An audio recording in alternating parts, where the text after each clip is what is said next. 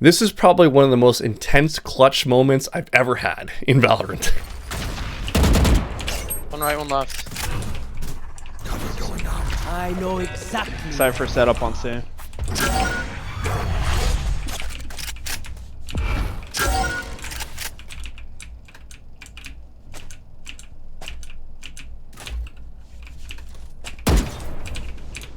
Okay.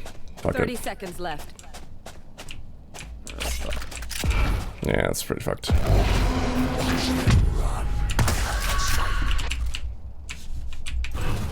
Shadows traveling.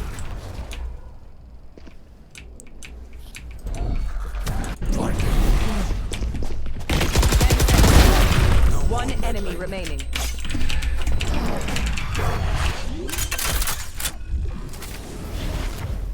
Planted. Shadows traveling.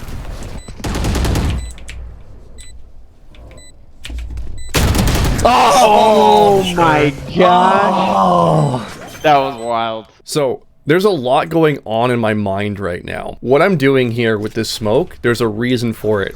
I was planning on TPing up to this position to make it sound like I'm going into this area to play in this smoke. The Cypher ends up countering me perfectly. It's one of those things where I'm just like, God, that's unlucky.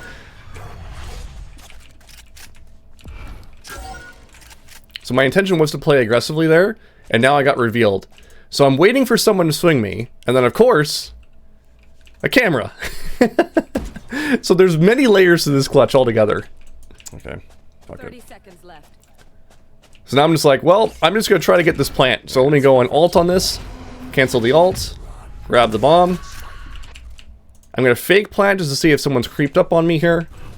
Smoke this area, fake plant again, and then I'm going to move up. So now I can see at the top of my screen, I have 15 seconds left. I got to move quick here. So I'm figuring they're probably going to play together, and I'm figuring that they're going to probably be pretty close to this bomb site at this point. Flash push, gamble, take this fight, isolate a 1v1. Now, this guy's on my left-hand side. 7 seconds left, I look at the top of my screen, I got a TP, and I go for the plants. Just in time. Now here's where I make a mistake. This play right here to throw the smoke, brilliant. I love it. I could decide to go in and fight it, which is what I ultimately do. The other option I could have done, because they've already seen me play aggressive here, he's worried about this aggressive push, would be to wrap onto garage. Because I have planted it for garage, so I can see it from that angle, so I can always bail on the play if I don't like it.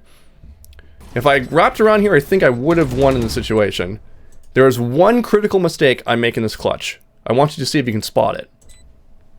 Right here. I just peek my gun barrel out just enough that he's ready for me to do this next play. Oh my gosh. That was wild. Oh my gosh.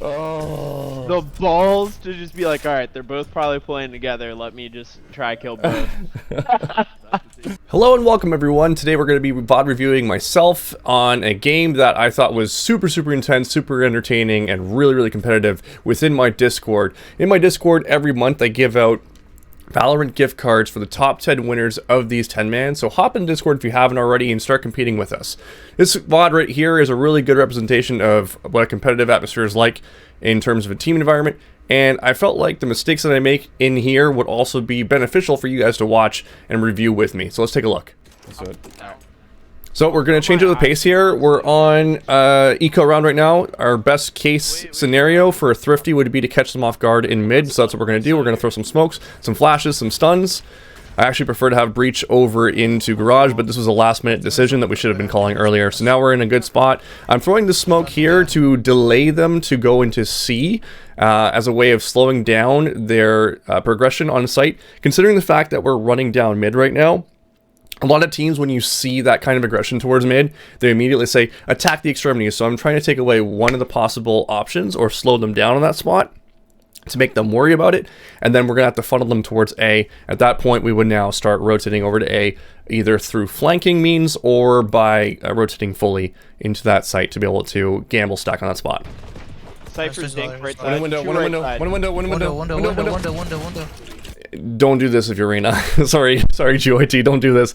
Jumping into an eco team like this, you're basically falling into the hands of the devil in that situation. Let's go.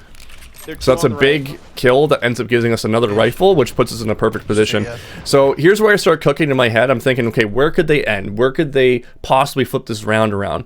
Their win condition is going to be to get the bomb down to force us into ugly fights. So the two sites that I'm worried about are C and A. B is like next to impossible to be able to get through unless you end up mowing down 4 people on our team. They're probably going to end A or they're probably going to end C. So I'm thinking, how do I get myself into the ideal position to be planted in a spot where they're probably not going to be checking me? Yeah. I'm in between two decisions. I'm either going to go help them on mid, or I'm going to commit to this A play, which I'm thinking I'm going to end up committing to the A play, ultimately. Numbers over there? I'm asking for information here, constant information flow to know what's going on. If they're trapped, there's no need for me to actually go in there, but then I notice an opening. The opening is this fight right here, and as soon as Genji, or our breach in this case, is killed, that means the opening towards A is there. So now if I get myself into an ugly position, say one of the corners that they won't commonly check, one of these ones, or even this one right here, they'll probably end up running by me, which is exactly what's going to happen right here. Raze is here. Stunned. They're both stuck there, I guess? Yeah. Yes, they're both Okay. stuck. One more. Yep. You got past One me. enemy remaining. Yeah, so now I'm catching a timing. And that's exactly what Cop is communicating to me too as well. Cypher's A I lobby. know. Quiet. Quiet. Come along. I got him. Yeah. So the reason why he didn't check me here is more because he figures that most of the players are towards mid right now, so the likelihood of me being in this corner is very, very low. So using that psychology, I'm able to put myself in a good spot and be able to get the most out of that particular interaction. Sun flash. Based on me. Okay, back off. TP. Okay, so this is a really good round that I actually reviewed with Genji afterwards. Sometimes the best offense is a good defense. We have a lot of opportunities here to cause a thrifty, and we've had a lot of success on our thrifty rounds or our eco rounds. So with this ult right here, as an initiator, you need to look for opportunities where you can turn and flip the tide really, really quickly. So this next play here that I'm going to suggest is a little bit off the wall, something that you wouldn't see very commonly. They used a shit ton towards A. And it could run a lot of risk because you end up losing some value. But sometimes if you see an opportunity for a win, you need to take it.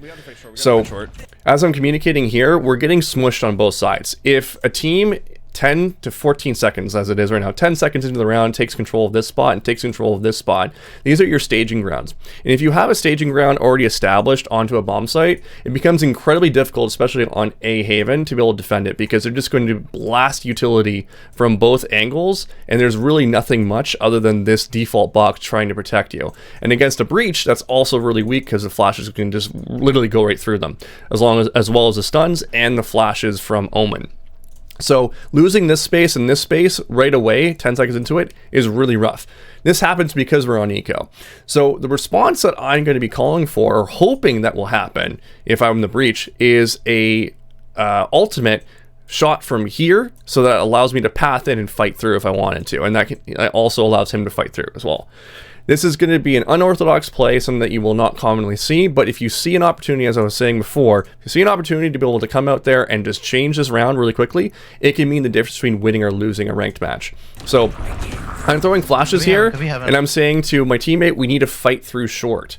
As he will see here, there's 3 revealed on the minimap. So at this point here, if breach were to throw any kind of utility, maybe we can fight through here and we can challenge this space, because ultimately we need to control sewers or we need to control long in order to be able to defend this site. This will also create space for our teammates to now rotate into back site to be able to protect from the back end while we're fighting through defending from the front.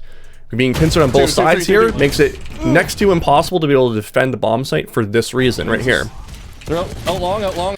There's really not many places you can defend and hide, right? Even though this was a trade is always in the favor of the attackers, and it makes it pretty difficult for you to win the round at that point. So the question is, do you make the investment or not? I would say that if we were on point and we made that decision on the fly, if he were to ult in there, I would have made that play right away and just TP'd into it, or challenged to fight those 3 people that were going to be stunned on short. Worst case scenario, if you don't fight through it, you stagger off the offense from sewers, which separates the forward momentum on the attackers from the long angle, which you can now isolate and fight better and stall for more time for your team to rotate on this execution.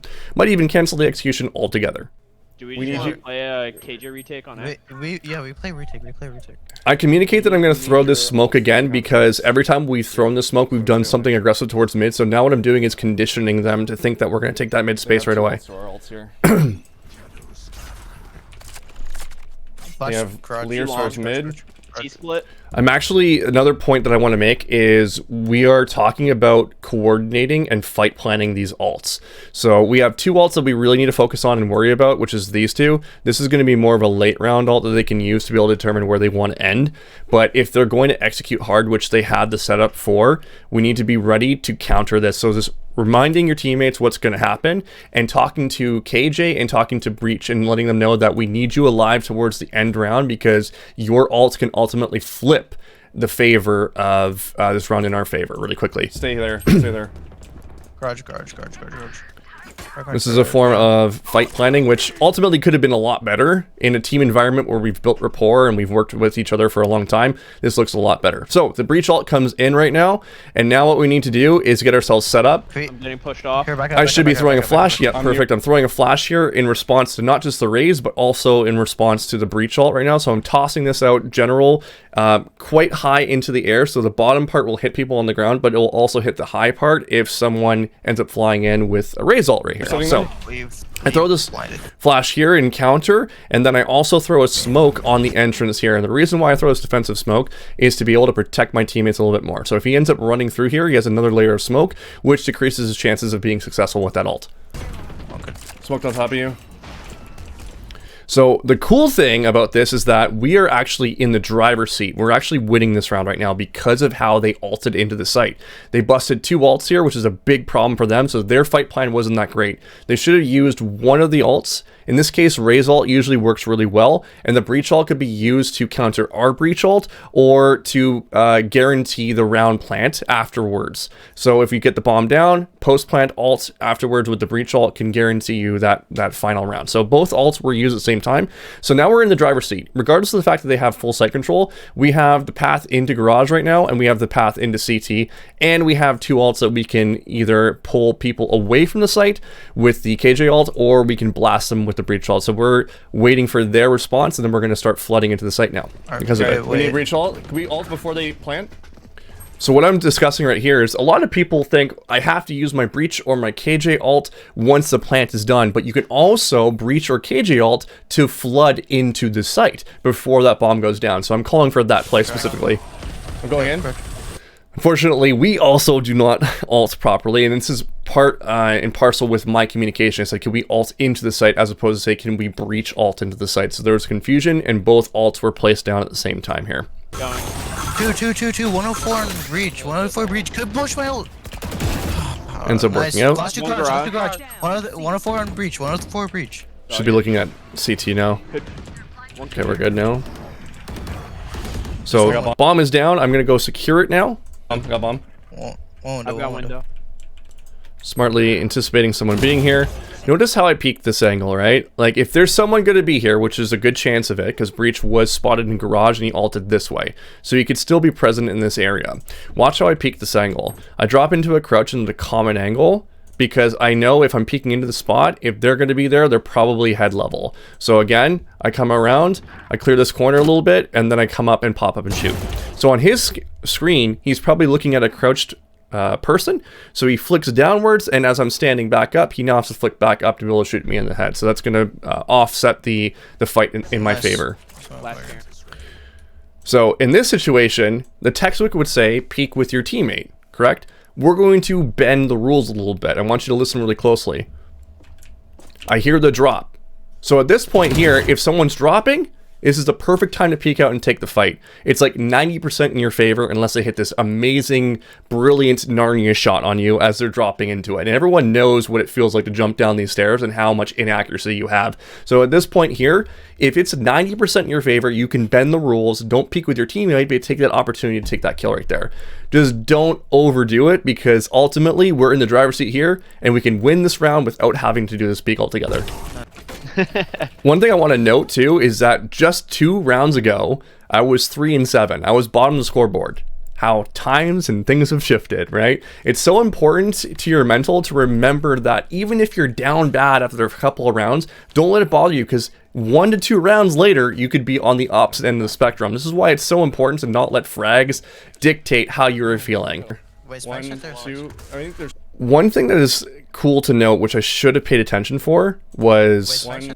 this. Did you notice it? If I hit the alt here, and you look into this corner, oh, there it is. I paused it perfectly. Bomb is down right here. Now, typically what that means, if a bomb is down in this spot, it's 1 of 2 options. They're going to end B or they're going to end A. That's usually what we're going to be looking for. So this is actually a really good piece of information that I totally missed and disregarded because I couldn't see it on the minimap. And that at this point, I should have been able to identify that that was the bomb there. Wait, yeah, And the end of this round is going to be very interesting too. I'm going to talk about a new concept where we bend the rules Play the site. Play the site. instead of playing the textbook here. So I'm asking them to play on the site because there's no need to like give up the space for free in a 5v5. I'm playing back. 35 on raise. Both on site. Both on site. Basket had displayed his life here and waited for this fight. Do it. Do it. Do it. Do it. Okay, so what's happening here, and we actually had the discussion afterwards, Genji is completely in the right. He is playing textbook versus me kind of bending the rules, if you will. The bend of the rules is, first of all, having played with Genji several times before, Genji typically will flash and then peek. So I was expecting him to do that exact same thing, whereas he decided to play more of the textbook route. What I was expecting was I wanted him to flash either into this pocket, this area right here, to line of sight to be able to hit someone who's over here, or flash on this corner to be able to hit someone who's going to be on here. In this 2v1 situation, what I will say is that no matter what you do, as long as you do it together, it will always be right? So if both you guys swing at the same time with or without a flash and fight this Reyna, you're totally okay prior to the tap to be able to win that round. The other way of doing this is to wait for the tap, which is what Genji is asking for me to do. So we get into a little bit of an argument here. Do it. Do it. Do it. Fuck, man. Dude, Just wait for tap, man. I wanted to peek off of his contact. Okay, so what I'm communicating here is I want to catch him on a timing to where he thinks he's safe to go and tap the bomb. So this is where you're bending the rules a little bit.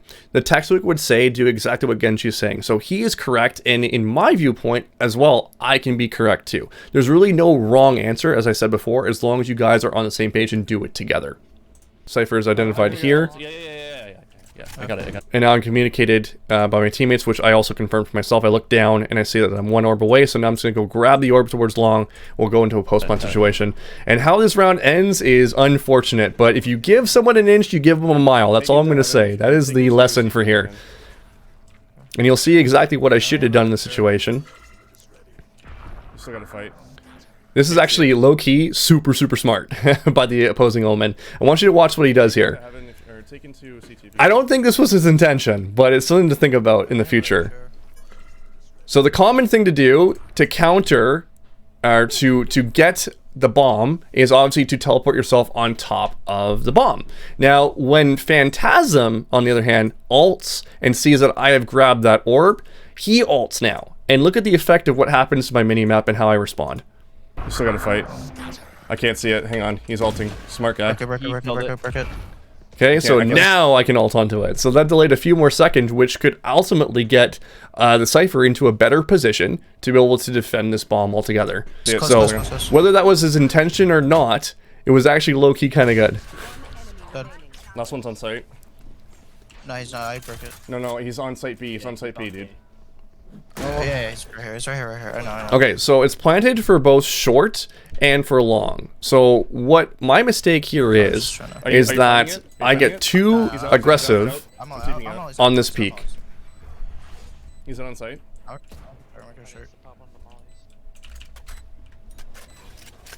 So what I should have done is let Killjoy take the first contact here. Speed. He might have been short. Yeah. You broke your molly? Yep. So I peek out, and then here's a mistake. Broke my molly. I peek out wide again. And I should have just fell back at this point. I didn't get the chance to see the bomb, and that was the problem here. So you give an inch, you give a mile. What I could have done here is waited for him to take contact, and then I could have taken second contact. He's chill. What the fuck? I couldn't believe he hit that shot on me. That was just meant to be. Now, another little fun point. A lot of people, when you are dead and you're watching 1v1, will immediately call out something, right? Like, you see him or something like that. It's always best not to talk at all and let the player play, because as soon as you get into that person's head, you mess with their entire mindset of what they're planning on doing. So it's best to just let people make their own mistakes and let them learn. Think about it how when you first started playing this game. Were you as good as you are now, or did you get better over time? You got better over time, right? And how'd you get better? You got better by making mistakes. Here is the one thing that people will probably scream out in comms. Can you see this right here? There he is right there. He's off the bomb and he's poking his gun out from the smoke. So he went a little bit too wide here. Now someone could scream, he's right in front of you. He's right in front of you. But what does right in front of you mean? It could be anywhere in front of you, really. So that could actually just mess with things. So I decided not to say anything in the situation, which was really tough to do. Because if you see this, he'll end up walking out from that exact position, which could have been the difference maker. The cross replacement could have been more to the left, and ultimately we could have won this round. That being said, I need to let him have his space to play. So, 3v4 situation, we have to play aggressive. 2 people are off the side. I can see it from the Fade ult. Fade should be calling that out.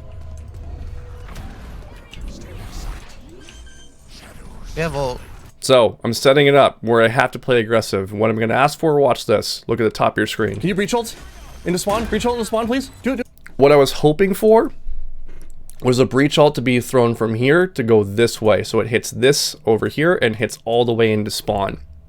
That way I can play off of it. So I end up seeing this instead, which makes me go, okay, let's see what we can do with this. Heaven, I'm holding your... I'm not too happy about it. I kind of grimace a little bit. So I go for a TP play. Again, this is crazy play, right? But we have to make something happen here. So if I TP into this spot, if I end up getting one tapped, I end up getting one tapped. We're in a 3v4, we're in a losing position right now. So I make the play to go forward into this. Nothing's over here on the B side. So now I'm just going to wait and stay patient here as I'm watching what's happening over into the minimap. I'm stunned. One long. 105, nice. Quiet. I hear the last 2 on this side. And because I got the positioning, they're not ready for me here. Nice. And all of a sudden, that 3v4 becomes winnable. So this is definitely an offsuit kind of ult that a lot of players in ranked aren't willing to do. But if you can see a win condition just like this, like we saw on the defense side when we could have ulted into sewers, you can immediately turn a losing situation into a winning situation by using an unorthodox ult like this. I'm stunning the right side. If we knew he was on top of site, which we are making that call for, one of the plays that I love to do, which I'm surprised I didn't do here because I usually do it, is to aggressively ult with my Omen. And a lot of people, again, have confusion as to how to use this ult to get value. This ult right here to teleport on top of this spot but not commit to it would pull attention from the Raze who's playing here. Immediately he'll go, oh crap, there's someone behind me, I have to pay attention to this, which would make it very easy for my team to full swing here and be able to catch this guy off guard as this is happening. So it's kind of like a bait and switch distraction kind of play, which I'm surprised I didn't do here in this situation. Oh, could you take it? Oh, beautiful space stake. I'm loving the space stake here. I'm planning safe-ish. Our eco rounds have just been diabolical for them. I'm gonna make a play. Now, when I say I'm gonna make a play or I'm gonna scrim through a smoke or something like that, it's because I want to try to find a win condition. The TP play in here and the smoke play in here is sometimes a lot of players and even coaches will look at me and be like, why are you doing this right now? But the reason being is that we are on eco and we need to get another nasty fight. The one thing that I'm prepared for and worried about is the Raze ulting in through heaven right now. So I can control this space, at the very least get some early info or even damage on Raze. We can mitigate the threat of that Raze ult later on into the round. I'm playing in. So I make a small mistake here. I meant to throw this lower. Had I thrown this down here, I would have still hit the spot that I want to hit, which is under CT. The whole goal of this was to delay the attackers from going into CT, or the defenders from going in through CT, to stall them out a few more seconds, because this is, you know, massive. Every second that you stall on the bomb is huge. The big problem here is that it will still hit that spot, but the problem is that anyone who is over here has now seen that flash, so they're expecting me to be in this position now. Okay. Luckily, it's gonna go well for me. Flashing 3, 2, 1. Out. There's one close. Throwing a little Nice. crouch. Nice. Let's go. Throwing a little crouch on that one, and we have a beautiful, perfect thrifty.